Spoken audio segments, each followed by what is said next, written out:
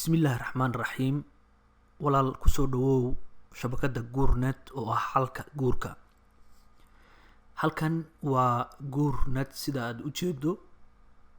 qofka raba inuu samaysto ciwaan qaybtan ayuu ku dhufanayaa, kadibna macluumaadka soo baxa ayuu buuxbuuxin doonaa.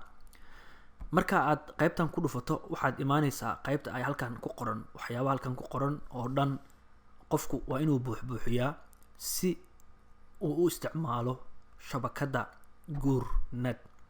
fadlan walaal iska hubi in dhammaan qaybaha aad buuxiso, waana halka ugu dhibka badan ee dadku inta badan ay dhib kala kulmaan, waana wax muhiim ah si loo helo oo loo ilaaliyo macluumaadka dadka ka diiwaan gashan guurnet. marka aad dhammaan buuxiso oo waxa meesha ku qoran oo dhan aad buuxiso, waliba aad iska fiiriso mid walba waxa ku hor qoran qayb Soomaali ah oo ku sharaxaysa su'aasha haday tahay iyo haday jawaab tahay iyo wax laga rabo. marka dhammaan buuxiso, halka ugu dhibka badan ee aad iska fiirinaysaa waa qaybtan ay ku qoran tahay verification code. qaybtan hadaadan gelin oo aadan xarfaha halka ka muuqda aadan gelin, wax ku shaqeynaya ma jiraan.